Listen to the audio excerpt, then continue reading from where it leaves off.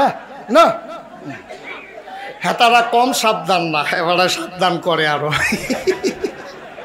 এমনি সাবধান আবার কই আরো বিলে সাবধান।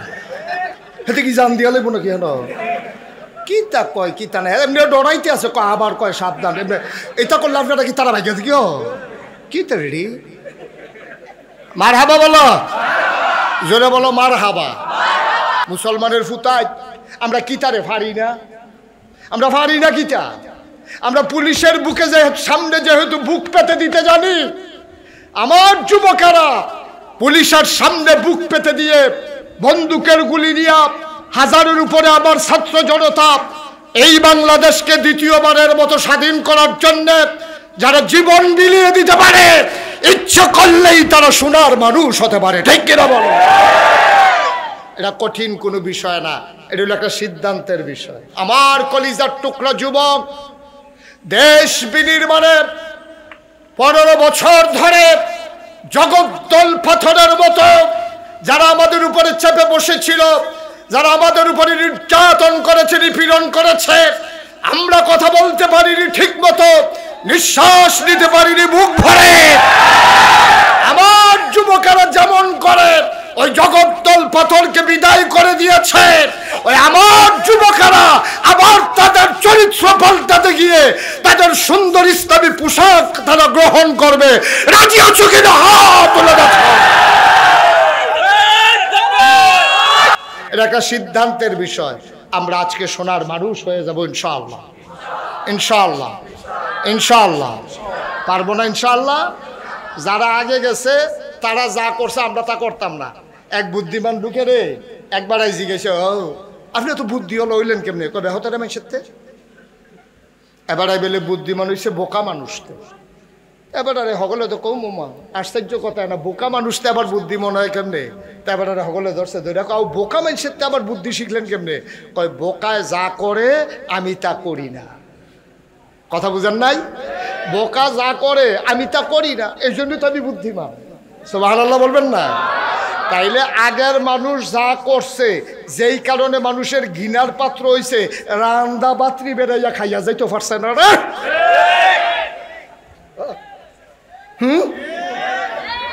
ঠিক রে? কি তারে কপাল? আরেকবার আর তো খাইয়া আর এবার লেগে এবিডি লেগে রান্দা লাগছে খানা নাই। কফাল কফাল নাউজিবিল্লাহ কোনা দি ও মামা জুড়ে কোনা দি তোমার কি উফরে পড়তেছে ওয়াজ ও কথা কইও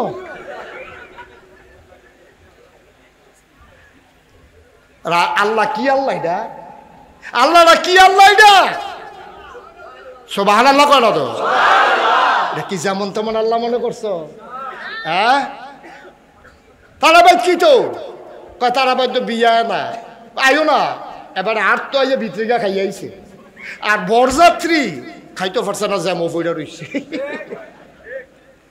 যারা লাগা আনছে তারার খবর নাই ফলাবে নাকি এবার এটার মতো লাইন ধরে খাইয়া পেট ফুটফুটে না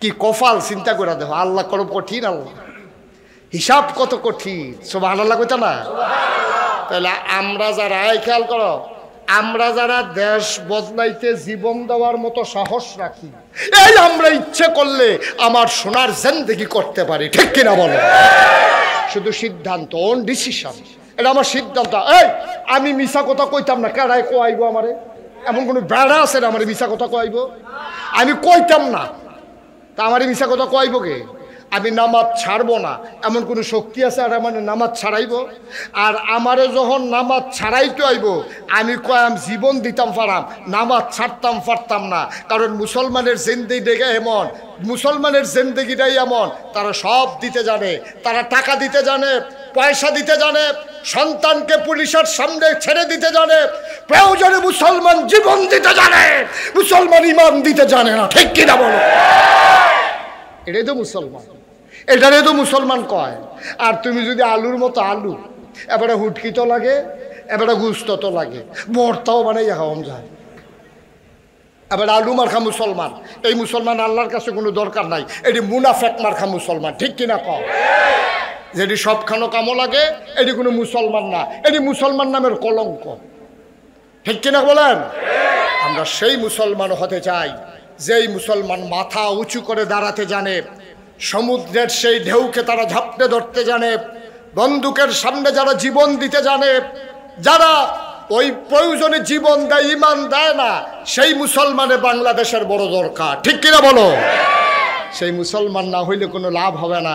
১,৫০০ বছর আগে সেই মুসলমান ছিল বইলেই ৩১৩ জন, ৩১৩ জন, মাত্র ৩১৩ জন পৃথিবীর ইতিহাসকে উলট পালট করে দিয়েছে। ঠিক কিনা বলো? মাত্র ৩১৩ জন। মক্কায় ১৩টা বছর, খুব খেয়াল করেছো, ১৩টা বছর রে মক্কায় নবীজি। হ্যাঁ, কি নবীটা? হাসি দিলে মুখটা ঝরতে আছে, কথা কইলে মনে হয় যেন কলজা ঠান্ডা হইয়া যায়। যেই নবী হাইটা গেলে ১ মাস পরে ওই নবী যেই রাস্তা দিয়ে হাইটা গেছে ওই রাস্তায় জান্নাতি গন্ধ পাওয়া যায়। নবীজি হাইটা গেছে ১ মাস পরে, ১ মাস আগে হাইটা গেছে নবীজি, ১ মাস পরে এক সাহাবা রাস্তা দিয়ে হাঁটতে আছে। আটার সময় গিয়েছে একবার জিগায়, ও এই রাস্তা দিয়ে কি নবীজি গেছি? সুবহানাল্লাহ কইতেন না? কহ গেছে তো ১ মাস আগে না গেছে, তো তুমি বুঝলা কেমনে? কয় ভাই আমি কেমনে বুঝলাম বুঝছো না, ১ মাস আগে নবী যাইতে গেছে, আমি জায়গাটা ফাড়া দিয়ে টের পাইছি নবীর গায়ের যে জান্নাতি গন্ধটা আমি ওখানে ওই জায়গাটা পাইছি। এই নবী রে, যেই নবী জীবনে একটা মিছা কথা কইছে না, যেই নবী আমানতের খেয়ানত করছে না, যেই নবী জীবনে ওয়াদা খেলাফ করছে না, যেই নবী জীবনে কেউ রে ভিক্ষা চাইছে আর ফিরাই দিছে এমন কোনো প্রমাণ নাই, এই নবীরে মক্কার মানুষগুলো মক্কায় থাকতে দেয় নাই। ঠিক কিনা বলেন? নবীর অপরাধটা কি? নবীর অপরাধটা কি? একটা অন্যায় তো নবীজি করে নাই, জীবনে কেউ ধমক দিছে না, জীবনে একটা থাবড়া দিছে না, কেউ আইয়া সাহায্য চাইছে ফেরত দিছে না। এই নবী থাকতে পারলেন না কেন? কেন পারলেন না তিনি? তিনি যখন বললেন লা ইলাহা মুহাম্মাদুর, এই কথা বলার সাথে সাথে মক্কার কাফেরারা দেখলো নমুনা খারাপ, মোহাম্মদ রে এতদিন ভালাই মনে করছিলাম, কি নরম কথা কয়, কি সুন্দর চেহারা, হ্যাঁ এবার আইসটাও সুন্দর, কথাটিও সুন্দর, ভালাই তো মনে করছিলাম আদর করে খুরমা খাজুর খাওয়াই, আমরা গিয়ে জমজমের পানি খাওয়াই, আর এবার যেই কথা কইয়া বসে সবেদি শেষ। কাফেরার সামনে যখন কইছে লা ইলাহা, কথা কয় না, লা ইলাহা মুহাম্মাদুর, এই কথা কওনের লগে লগে মক্কার মানুষটি এমন রাগ হইছে, ও আমরাও তো লা ইলাহা ইল্লাল্লাহ কই, আমিও তো মাহফিলের শুরু দিয়ে জিকির করছি, তা আমার এদিকেও বাধা দেয় না। আমার যদি কয় মাশাআল্লাহ হুজুরের জিকিরটা খুব সুন্দর, আমি যদি জিকির করি দেখবেন এখানে যদি থাহিয়াত ফজরের পরে দিয়া যদি জিকির শুরু করি মাইকে, বেরিয়েতে বেড়াইয়া দেশি মুরগার ডিম সিদ্ধ করে ফাড়াইব, নে হুজুরে খাওয়ানোর দরকার আছে। যাবাডার ফুট বিদেশ তাহে হেবাডায় আতর লই আইব, সুরমা লই আইব, হাদিয়া লই আইব, এলাকার মানুষ দেশি মাছ লই আইব। হুজুরে যেমনি জিকির করে মাশাআল্লাহ, মনে আকাশটা জিকির করে, বাতাসটা জিকির করে, নাগাইশের হিসাবে জিকির করলে হগলে মিল্লাই না হাদিয়া দেয়, টেহা দেয়, পয়সা দেয়, দেশি মুরগার ডিম দেয়, গাছের ফইলা লাউডা দেয়, মাছের মাথাটা দেয়, গরুর কলজাটা দেয়। নবীজি এই জিকিরতে করছিল কেউ নাকি আরেকটা কথা কেনা, এইটা না আরেকটা? তা আমি জিকির করলে দি আমার সাইডুকুল দিয়ে হাদিয়া সকলকে মাশাআল্লাহ এবারের মতো হুজুর হয় না, আর নবীজি কওনের লগে লগে তারা দি নবীজিরে তারাই দিল। কারণটা কিতা? কয় তারা তো বুঝ জ্বালাইছে, আমরা বুঝছি না। তারা কলমা শরীফ কারে কয় বুঝছে, আমরা এইতে এই মেঘনার মানুষ বুঝছি না।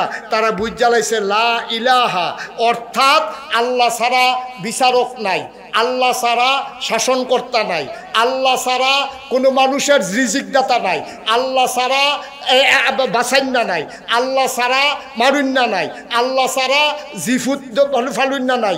ইনিল হুকমু ইল্লা লিল্লাহ, একমাত্র আল্লাহর হুকুম চলবে।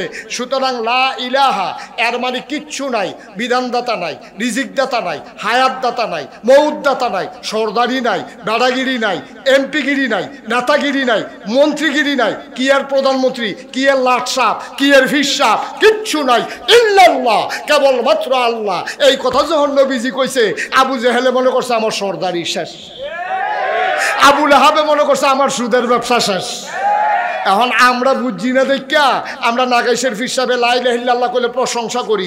মক্কার তারা বুঝ জ্বালাইছে দেখা নবীর বিরোধিতা করে। আমার কথায় যদি বাংলাদেশে সুদ বন্ধ হইতো, আমি যদি বলতাম লা ইলাহা ইল্লাল্লাহ মানে সুদ চলবে না, লা ইলাহা ইল্লাল্লাহ মানে ঘুষ চলবে না, লা ইলাহা ইল্লাল্লাহ মানে নির্বাচন ছাড়া ক্ষমতায় থাকা যাবে না, এই কথা যদি আমার কথায় চলতো তাহলে আমাকেও লা ইলাহা ইল্লাল্লাহ বলতে দেওয়া হইতো না। ঠিক কিনা বল? নবীজিরে দেয় নাই, আমারেও দিত না। আমারে দেয় কেড়ে, আমার কথায় কেউর সুদ বন্ধ হয় না, কেউর বুশ বন্ধ হয় না। আরো সুদ খুঁড়ে আইয়া আমার লগে লা ইলাহা ইল্লাল্লাহ জিকির করে, শীত করে লা ইলাহা ইল্লাল্লাহ লা ইলাহা ইল্লাল্লাহ। এর ভিতরে দিয়া তার কাছে ফোন আইছে, ভাই কিস্তির টেহারা লইয়া ইসলাম। কথা খেয়াল করেন, কি জিকির করতে আছে কইতেন না, কি জিকির করতে কইতেন না, লা ইলাহা সবাই কোন লা ইলাহা লা ইলাহা। এর ভিতরে দিয়া ফোন আইছে কিস্তির টেহারা। তো হাতে জিকিরের মাইদি দিয়া ফোনে কানে কানে কইতাছে মসজিদ আইয়ালা লা ইলাহা ইল্লাল্লাহ টেহা লইয়া আইয়ালা। লা ইলাহা ইল্লাল্লাহ ঠিক, কিস্তির টেহাও লা ইলাহা ইল্লাল্লাহ ঠিক, বাস স্ট্যান্ডের ভিতরে সাদাবাজিও ঠিক, লা ইলাহা ইল্লাল্লাহ ঠিক, লাইল ঠেলতে ঠেলতে আরেকবার আর খেতে গিয়ে ডুহনও ঠিক। তো লা ইলাহা ইল্লাল্লাহ তো হাফ প্যান্ট, ঠিক কিনা কও? আমরা তারা বুঝে না দেখা লা ইলাহা ইল্লাল্লাহ জিকির হেবাড়াও করে হিসাবেও করে, মুড়িদেও করে, সুদখুরে করে, ঘুষখুরে করে। তারা বুঝছে না লা ইলাহা ইল্লাল্লাহ কিটা। আবু জেহেলে বুঝ জ্বালাইছে, আবু লাহাবে বুঝ জ্বালাইছে, এর লেগে লা ইলাহা ইল্লাল্লাহ আর গইতো দিছে না। যেই নবী একটা মিছা কথা কয় না, যেই নবীর হাসি ছাড়া কথা কয় না, জীবনে কেউ একটা থাপড়া দিছে না, জীবনে কেউ চোখ ফাঁক দিছে না, যেই নবী জীবনে কেউ ফিরাইছে না, অভাবী মানুষরে খালি হাতে ফিরায় নাই, নিজে না খাইয়া খাওয়াইছে, আর্জনা ফলে কালকা দিছে। হেই নবীরে মক্কার মানুষগুলো মক্কায় থাকতে দেয় না।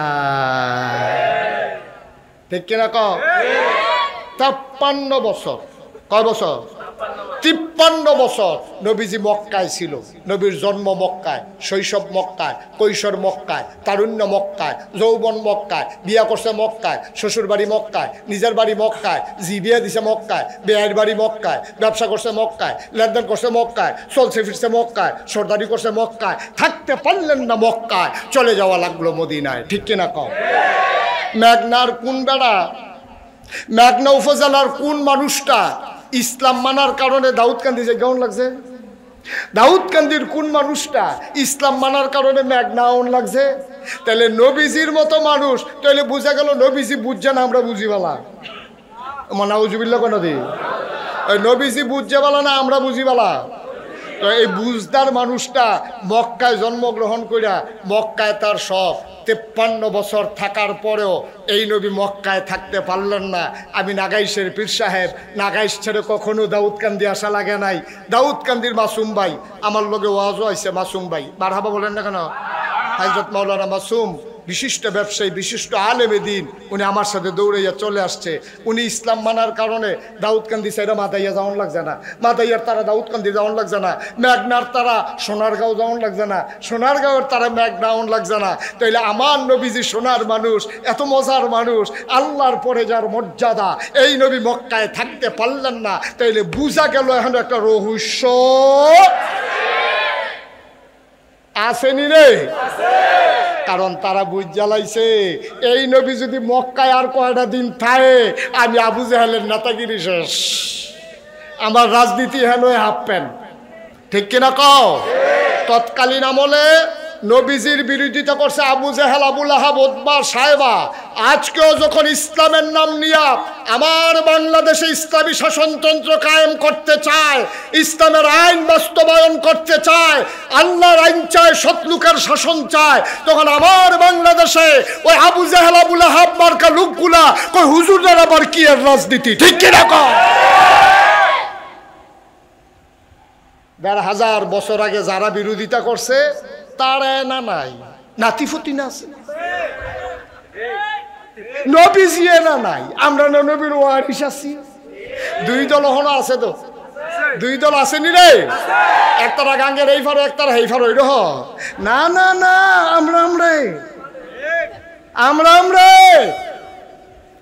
আমরার ভিতরে একজন আবু জেহেলের বংশধর, আরেকজন ওই নবীজির ওয়ারিস। সুবহানাল্লাহ কইতেন না? আমরা কি আবু জেহেলের বংশধর না নবীর ওয়ারিস? কথা বলো, আমরা কি আবু জেহেলের বংশধর না নবীর ওয়ারিস? তাইলে নবীর ওয়ারিস হইলে নবী যেমন মক্কায় থাকতে পারেন নাই, দিন কায়েম করতে গিয়ে যেমন মদিনায় চলে লাগছে, যদি এরকমই হুকুম আসে প্রয়োজনে দেশ ছাড়তে পারবো, জীবন দিতে পারবো, ইমান দিতে পারবো না, রাজি আছো কিনা হাত তুলে দেখা।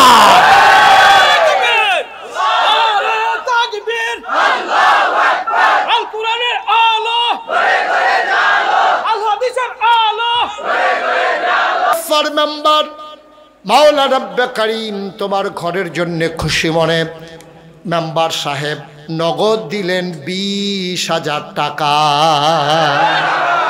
কবুল করো, মঞ্জুর করো, মনের আশা পূরণ করে দাও, দানের হাদিয়া সোনার মদিনায় পৌঁছে দাও। আমাদের সাবেক চেয়ারম্যান আব্দুল লতিফ মুন্সি চেয়ারম্যান সাহেব 10,000 টাকা। কো এই যে আমাদের বিশেষ অতিথি দেন আজকে বাজার করে জনাব আব্দুল ওদুদ চেয়ারম্যান সাহেব, সাবেক চেয়ারম্যান। আয় আল্লাহ তাআলা এই এলাকার কৃতি সন্তান মসজিদের জন্য চেয়ারম্যান সাহেব দিলেন 10,000 টাকা। বলো মারহাবা। কবুল করো, মঞ্জুর করো, মনের আশা পূরণ করে দাও, দানের হাদিয়া সোনার মদিনায় পৌঁছে দাও, কামাই রোজগারের রহমত ওর বরকত বাড়াইয়া দাও কোন আমিন। আর কেউ আছেন 10,000? কি নাম? লুটের চোরের আব্দুল খালেক, আবু সালেক। কত আনছেন নি লাগে? আপনি গতি সেট করুন লাগে, ফাড়াই দিয়েন টেহরা। জনাব আবু সালেক সাহেব লুটের চণ্ডীবাসী। আমি তো লুটের চোর মাহফিল করেছিলাম এতিমখানা মাঠে। লুটের চর নিবাসী আবু সালেক ভাই উনি দিলেন 10,000 টাকা। বলো মারহাবা। মোহাম্মদ আলমগীর লক্ষ্মীপুর, ঠিক আছে, সাবেক সাধারণ সম্পাদক বিএনপি, লুটের চুরি 10,000 টাকা। কে? আলমগীর।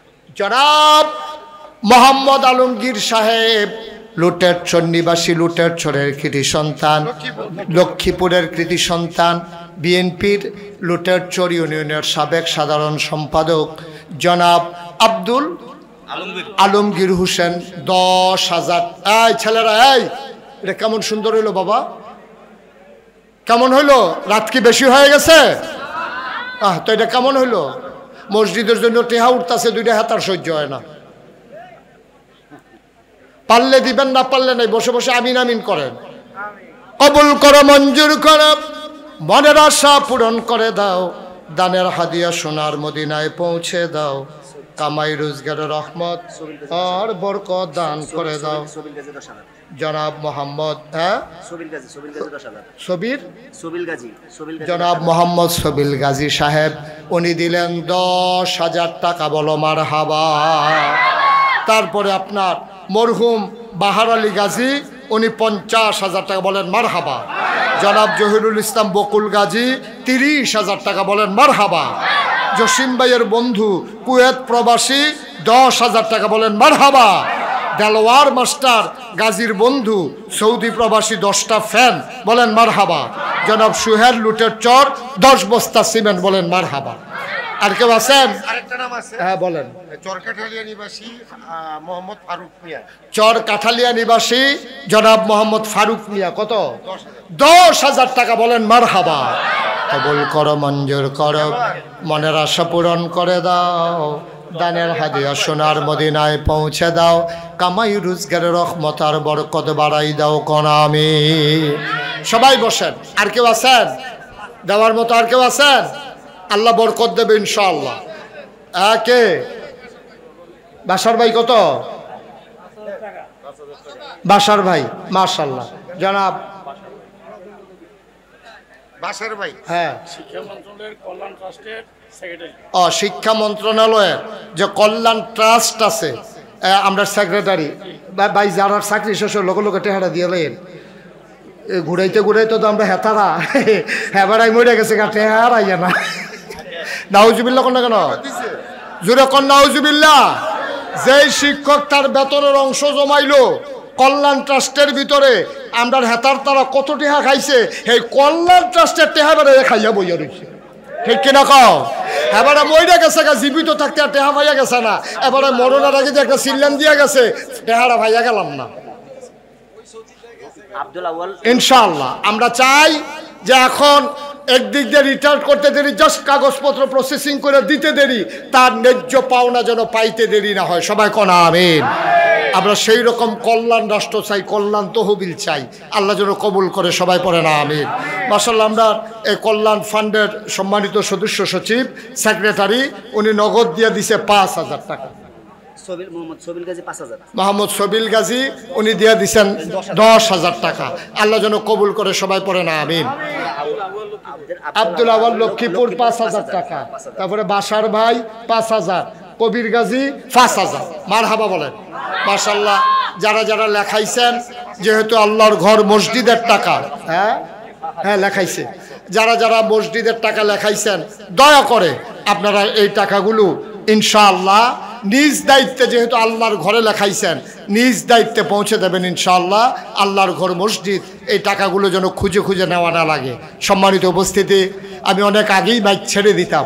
আমি যখন শুনেছি সেলিম ভাই আসবে, আমি সেই পর্যন্ত অপেক্ষায় ছিলাম, উনি আসলে আমি ছেড়ে দেব। এখন যেহেতু মসজিদের জন্য একটু হাত বাড়িয়ে দিয়েছি, এখন আল্লাহর খাস মেহরবানি আমাদের আজকের প্রধান অতিথি এই এলাকার মাটি ও মানুষের নেতা, গোটা বাংলাদেশের শিক্ষকদের প্রাণ প্রিয় নেতা, আমি যেহেতু একজন শিক্ষক, আমারও নেতা জনাব অধ্যক্ষ সেলিম ভুইয়া, উনি আপনাদেরকে সালাম বিনিময় করবেন, একটু কথা বলবেন, তারপর ইনশাল্লাহ দোয়া হবে। একটা লোক উঠবেন না। একজন রাজমিস্ত্রি, এই ছেলে, এই ছেলেগুলো এত বারবার বলতেছি, তোমরা উঠছো কেন?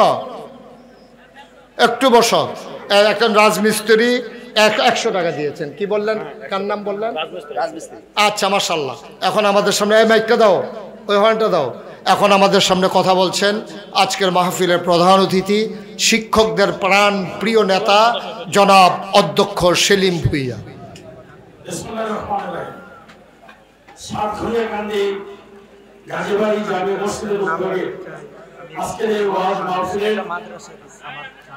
প্রধান বক্তা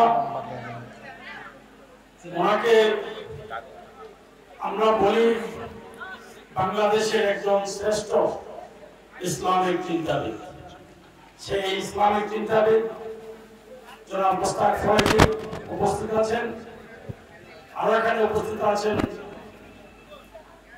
বিএনপি কুমিল্লা উত্তর জেলার যুগ্ম আহ্বায়ক জনাব বীর মুক্তিযোদ্ধা আব্বাস উদ্দিন আহমেদ এবং মেঘনা উপজেলা বিএনপি আহ্বায়ক ওদর মুন্সি সাহেব সহ নেতৃবৃন্দ। আমি সবার নাম বললাম না, কারণ কিছুক্ষণের মধ্যে মনোজাত করবেন উনি।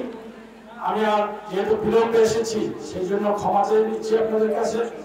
আমাদের কিছু পলিটিক্যাল কাজের জন্যই বিলম্ব হয়েছে। আজকে যিনি ওয়াজ করেছেন, ওনার সামনে বক্তৃতা দেওয়ার মতো মানে সৎ সাহস আমার না, কারণ এই দেশকে পুনরায় স্বাধীন করার জন্য ওনার যে অবদান, সেটা আপনারা হয়তো অনেকেই জানেন না, কিন্তু আমরা জানি। এই কুখ্যাত খুনি হাসিনা সরকার ওনাকে ওয়াজ করতে দেয়নি। বিভিন্ন জায়গায় ওনাকে বিভিন্ন ভাবে নাজেহাল করা হয়েছে, হয়রানি করা হয়েছে। যেখানে মোস্তাক ফয়েজি, সেখানে 140 ধারা জারি করা হয়েছে। কারণ মোস্তাক ফয়েজি যে বক্তব্য রাখে ইসলামের জন্য, দেশের জন্য, জনগণের জন্য, ওনার মধ্য থেকে যে দেশ প্রেমের বক্তব্যগুলি আসে, সেই কথাগুলি খুনি হাসিনা সরকারের জন্য আপনার খুবই সেটা তাদের উপর আঘাত কাটত, সেই জন্য ওনাকে দিবেন না। আর ওনার বক্তব্য আমি খুব মনোযোগ সহকারে শুনি। যখন বিভিন্ন জায়গায় আপনার ওই এসি বাসে দূরবর্তী অঞ্চলগুলিতে যাই, তখন দেখা যায় যে বাসের যে মানে ড্রাইভার, সে তাকে আমরাও বলি যে যদি তুমি ওয়াজই দেও তাহলে মোস্তাক ফয়েজি সাহেবের ওয়াজটা, এবং সেভাবে আমরা শুনি এবং ওনার প্রতি এভাবে আমাদের একটা যে ভক্তি শ্রদ্ধা ভালোবাসা সেটা সৃষ্টি হয়ে গেছে। সুতরাং আমি সাতক্ষীরা কান্দি এই জামে মসজিদ এর যারা আপনার কর্মকর্তা আছেন, গ্রামের যারা মুসলিম আছেন, সবাইকে ধন্যবাদ জানাই যে এই ধরনের একজন ব্যক্তিকে আপনারা চয়েস করেছেন আজকের এই ওয়াজ মাহফিলের জন্য। এবং আজকের ওয়াজ মাহফিলে যারা উপস্থিত হয়েছেন, আপনারা কিন্তু অনেকেই চিন্তা করবেন যে আমার সন্তানটা যাতে মোস্তাক ফয়জুর মতন হয়, এই চিন্তা ভাবনা নিয়ে অনেকেই যাবেন। কারণ আমরা কিন্তু ইমামদেরকে শ্রদ্ধা করি, আমরা ওনাদেরকে সম্মান জানাই না, এটা হলো আমাদের সবচেয়ে বড় ব্যর্থতা।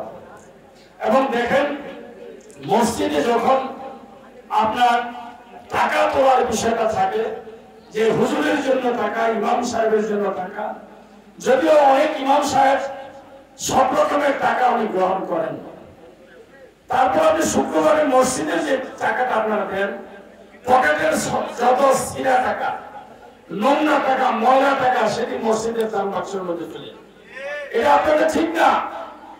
আর হুজুরের যে আপনারা মসজিদের ইমাম সাহেবের যে আপনারা ইন্টারভিউ নেন, আপনারা সূরা জানেন না, অনেক সূরা, কিন্তু মসজিদের ইমাম সাহেবকে জিজ্ঞাসা করার জন্য ভাষায় মুখস্থ করে কতগুলি সূরা, আয়াত অথবা এমন কিছু প্রশ্ন শিখা যান, ওই হুজুরের আজকে ইন্টারভিউ তারা ঠেকাই দিয়ে আসলে কিন্তু আপনি কিছু জানেন না।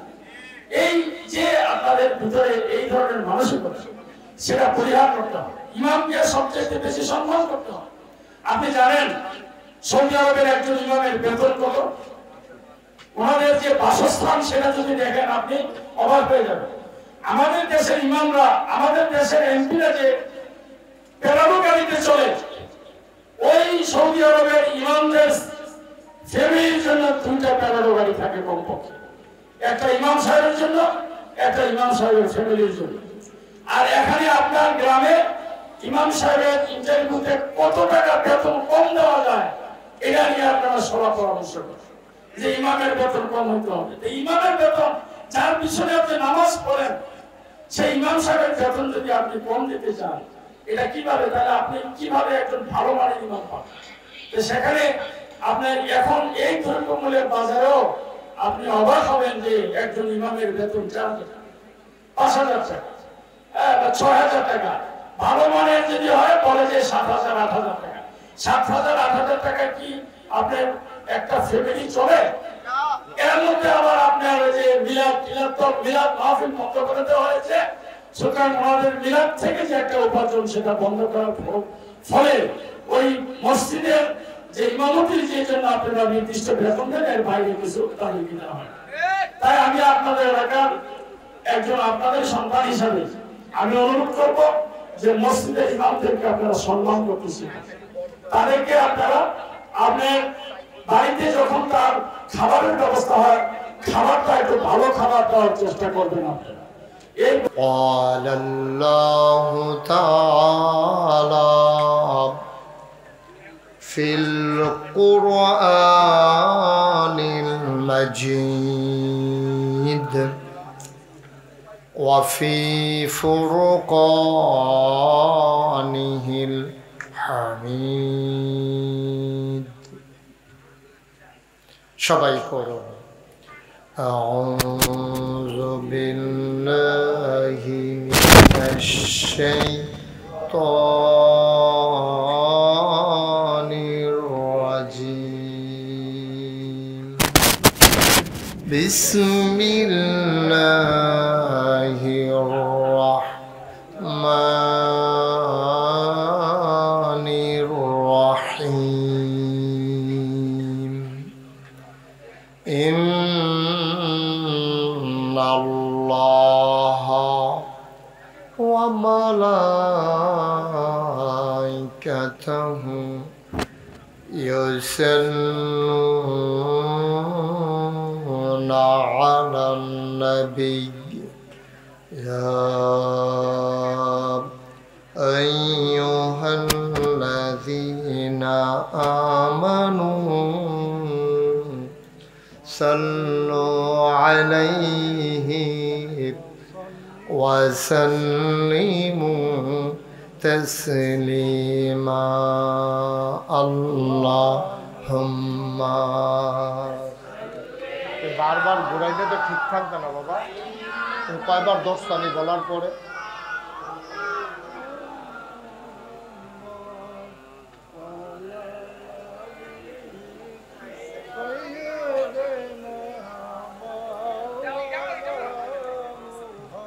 জোরে সুরে মহাব্বতের সাথে গলা ছেড়ে দিয়ে পড়ুন আল্লাহুম্মা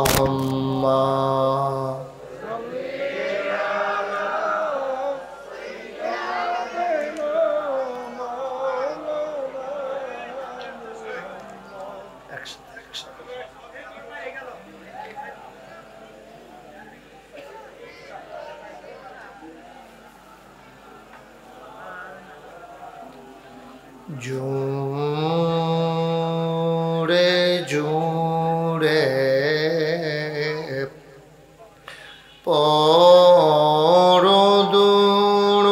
পরদুরুদ জবান বন্ধ রেখো না। কমাও। জোরে জোরে পরদুরুদ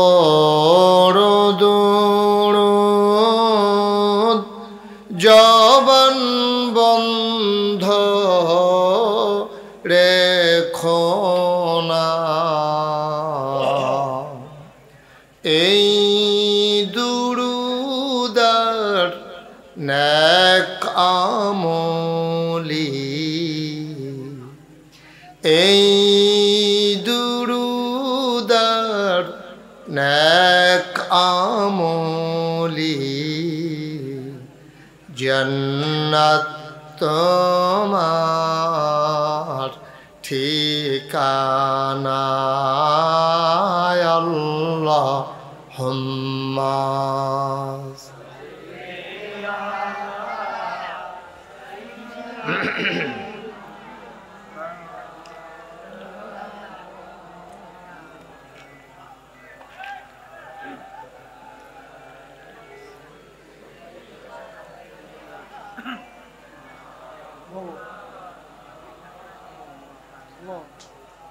যেখানেই থাকো যেভাবেই থাকো নবীজির দুরুদ ছাইরো না।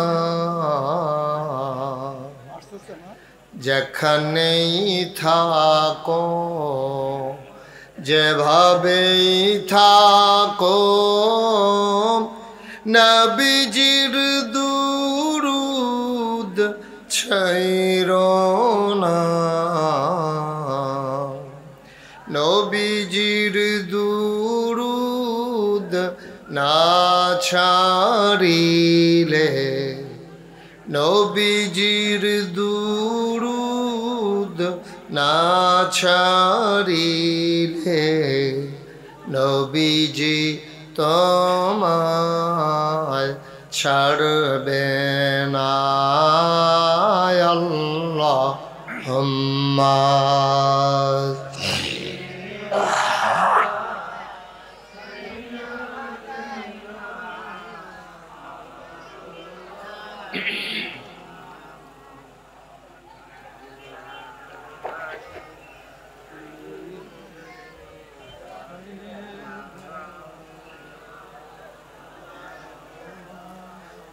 وعلى آل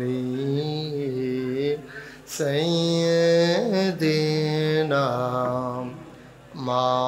مولانا بلغ العلا بكماله كشف الدجى بجماله حسنت جميع خصاله صلوا عليه قدرت کی تماشا ہے मदीना की गली में जन्नत की नमूना है मदीना की गली में बलगल उला बिकमालिही कशफत दुजा बिजमालिही हसनत जमीअ खसालिही सल्लो अलैहि सल्लमु या कौम बल सल्लु अला सदरिल आमीन मुस्तफा मा जाइना रहमतन लिल अल्लाहुम्मा सल्लि व सल्लिम व बारिक अलैहि ला इलाहा इल्लल्लाह ला इलाहा इल्लल्लाह ला इलाहा इल्लल्लाह ला इलाहा इल्लल्लाह ला इलाहा बांध दिया तो बेटा यागुला बांध दिया था ला इलाहा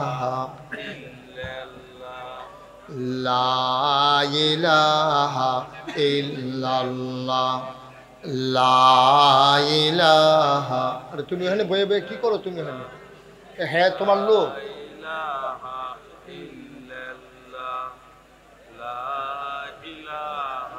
ইল্লাল্লাহ লা ইলাহা লা ইলাহা এটা টান দিয়া বান দিয়া যাবে লা ইলাহা ইল্লাল্লাহ লা ইলাহা ইল্লাল্লাহ লা ইলাহা ইল্লাল্লাহ লা ইলাহা লা ইলাহা ইল্লাল্লাহ লা ইলাহা লা ইলাহা লা ইলাহা ইল্লাল্লাহ লা ইলাহা ইল্লাল্লাহ লা ইলাহা ইল্লাল্লাহ লা ইলাহা ইল্লাল্লাহ লা ইলাহা লা ইলাহা লা ইলাহা লা ইলাহা লা ইলাহা ইল্লাল্লাহ মুহাম্মাদুর রাসূলুল্লাহ সাল্লাল্লাহু আলাইহি ওয়াসাল্লাম আল্লাহুম্মা সাল্লি ওয়া সাল্লিম ওয়া বারিক আলাইহি সবাই পড়ি আলহামদুলিল্লাহ আলহামদুলিল্লাহ জোরে পড়ি আলহামদুলিল্লাহ আরো জোরে আলহামদুলিল্লাহ আল্লাহ তাবারক ওয়া তাআলার দরবারে আমরা লাখ কোটি শুকরিয়া জ্ঞাপন করছি যিনি আমাদেরকে ঐতিহ্যবাহী ঐতিহ্যধন্য কুমিল্লা জেলার একেবারে প্রান্ত সীমায় অবস্থিত মেঘনা উপজেলাধীন সাতঘরিয়া কান্দি গাজীবাড়ি জামে মসজিদ পরিচালনা পর্ষদের উদ্যোগে তৃতীয় বার্ষিক তাফসিরুল কোরআন মাহফিল উপলক্ষে আজ ২রা সেপ্টেম্বর রোজ করেছেন অনুকূল পরিবেশে মনোরম আবহাওয়ায় এ সুন্দর ময়দানে যিনি আমাদেরকে আসার বসার কিছু কথা শোনার সুযোগ করে দিলেন। হৃদয়ের সবটুকুন আবেগ, উচ্ছ্বাস, ভালোবাসা, আকতি কাকতি মিনতি জমা করে মাবুদের শিখানো কালেমা দিয়ে চিৎকার করে সবাই পড়ি আলহামদুলিল্লাহ। জনাব সাহেবে সদর, আজকের মাহফিলের জনাব সভাপতি আলহাজ মোহাম্মদ ইউসুফ গাজী সাহেব, আজকের মাহফিলের বিশেষ বক্তা